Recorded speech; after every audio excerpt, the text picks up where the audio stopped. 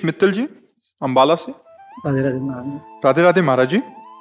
महाराज जी, भगवान श्री कृष्ण गीता जी में कहते हैं कि मेरे भक्त का कभी विनाश नहीं होता, परंतु महाराज जी शरीर तो भक्तों का भी छोड़ते हुए देखा जाता है। फिर इस श्लोक का अर्थ कैसे समझे महाराज जी? शरीर भक्त होता है क्या? शरीर भक्त होता है क्या?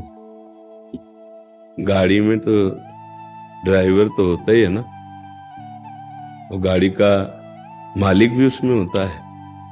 ये तो गाड़ी है, गाड़ी का ड्राइवर है बुद्धि, उसका मालिक है जीव, जो भगवान का अंश है। जो जीव इस शरीर रूपी गाड़ी को बुद्धि के द्वारा प्रेरित करके माया में ले जाता है, वो अभक्त होता है, और जो भगवान की तरफ ले जाता है वो भक्त होता है। तो भक्त भगवान को प्राप्त होता है, गाड़ी छूट जाती है। ये तो शरीर एक वाहन है भगवत प्राप्ति के लिए, यात्रा के लिए। अब इस वाहन को किधर ले जाते हो तुम? वैश्यालय ले जाते हो कि मदिरालय ले जाते हो, कि आप इसे किसी भक्त के यहाँ या भगवान के मंदिर ले जाते हो? अब ये आपकी बात है। तो इस गाड़ी को छोड़ना क्या भक्त के नाश की बात सोचते हैं क्या? गाड़ी अगर मौके पर पहुंच गई घर में और मालिक उतरकर अपने घर चला गया और गाड़ी में आग लग गई, तो मालिक का कुछ बिगड़ गया क्या? वो तो अपनी मंजिल में आ गया। तो भक्त का मतलब जो भगवान से तदात्म को प्राप्त हो रहा है, भगवत चिंतन परायण है। भक्त किसे कहते हैं? जो हर समय भगवान के चिंतन में है। अब उसका काम हो गया ना। मानव शरीर का लक्ष्य क्या है? निरंतर भगवान का चिंतन करके भगवान की प्राप्ति करना। अब अगर वो भगवान का भक्त हो गया और भगवान कहते हैं नामे भक्ता प्रणश्यति, मेरे भक्त का नाश नहीं होता, तो शरीर का नाश होता, भक्त का नाश कहाँ होता है? समझ रहे ना? जो जीवात्मा है वैसे भी उसका नाश नहीं होता। नैनम छिन्नन्ति शस्त्राणि नैनम दहति पावका न चैनम क्लेदिन्त्यापो न शुष्यति मारुता, पर उसको नाश कहा गया है। कैसे? वो जीवात्मा शरीराभिमानी बनकर जब गंदे आचरण करता है तो वो सुअर कुत्ता बनता है, अन्य योनियों में जाता है, तो वो भटक रहा है ना, उसका पतन ही तो है। इतना भगवान का पवित्र अंश ऐसी योनियों में भटक रहा तो पतन हुआ ना। बोले तेरा नाश हो जाएगा। नाश का मतलब तेरी स्थिति बिगड़ जाएगी। समझ रहे ना?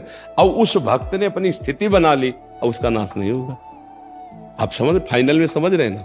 शरीर तो सबका छूटता है, चाहे भक्त का हो चाहे अभक्त का हो, लेकिन शरीर से क्या क्या करके छोड़ा गया है बस इसकी मानता है। जीव का तो किसी का नाश नहीं होता, चाहे पापी का हो चाहे पुण्यात्मा हो, उसका तो नाश ही नहीं होता है। जहां जो भगवान कह रहे नामे भक्ता प्रणश्यति, अर्थात जैसे भजन कर रहा है और भजन पूरा नहीं हुआ और शरीर छूट गया, तो अब उसको दिव्य शरीर मिलेगा, उत्तम कुल में जन्म मिलेगा, भागवतिक संविधान मिलेगा, सब सुविधाएं मिलेंगी। फिर वहां से भक्ति करके वो भगवान को प्राप्त हो गया। और जो भगवान से विमुख है वो पुनरपि जननम पुनरपि मरणम पुनरपि जननी जठरे शयनम, उसका तात्पर्य ये है शरीर छोड़ने से मतलब नहीं है। शरीर तो छूटेगा ही, नियत समय के लिए मिला है। एक गाड़ी है ये कोई मैं थोड़ी हूं, एक यात्रा है। अब तुम किधर यात्रा करते हो बात ये है। कोई उसी गाड़ी से गंदे आचरणों की तरफ चला गया और कोई उसी गाड़ी से तीर्थ यात्रा की तरफ चला गया, तो गाड़ी छूटेगी दोनों की, पक्की बात है। गाड़ी का मालिक कहां पहुंचा उसकी बात है। तो नामे भक्ता, जो मेरी भक्ति करता है उसका पतन नहीं होता। नाश का तात्पर्य वहां पतन से है। नाश का तात्पर्य शरीर छोड़ने या इससे नहीं है। कितना भी बड़ा संत हो शरीर छूटता है ना, हाँ, तो स्थिति से शरीर तो सबका छूटता है, ये छोड़ने वाला ही है। जैसे वस्त्र पुराना उतार के नया वस्त्र धारण कर लिया, ऐसे ही कर्म के अनुसार ये शरीर छूटा, नया शरीर प्राप्त कर लिया। लेकिन जो भगवान को प्राप्त हो गए अब उनको नया शरीर नहीं मिलेगा, और भगवान के धाम में भगवान की सेवा में अब ये भौतिक सांसारिक शरीर नहीं मिलेगा। तो दो भाव से समझना है कि अगर उसका भजन नहीं पूरा हुआ तो उसको कुलवानों के यहाँ, धनवान श्रीवानों के यहाँ भक्ति संपन्न घरों में जन्म होगा, और पूर्व जो भजन का संस्कार वो उठेगा और वो भगवान को प्राप्त हो जाएगा। उसका पतन नहीं हो सकता। और तीसरी बात, यदि वो भजन मार्ग में चल रहा हो, कहीं गलत हो गया है, तो भी उसका नाश नहीं होगा।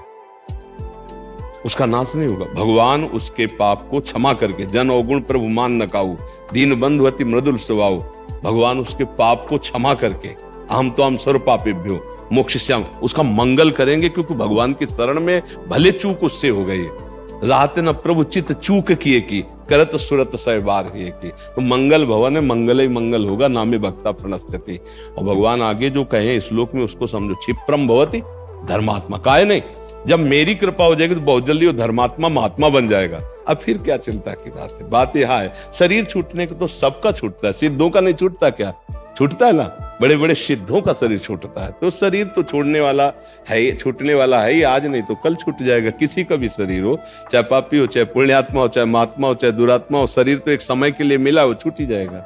आप समझ पा रहे?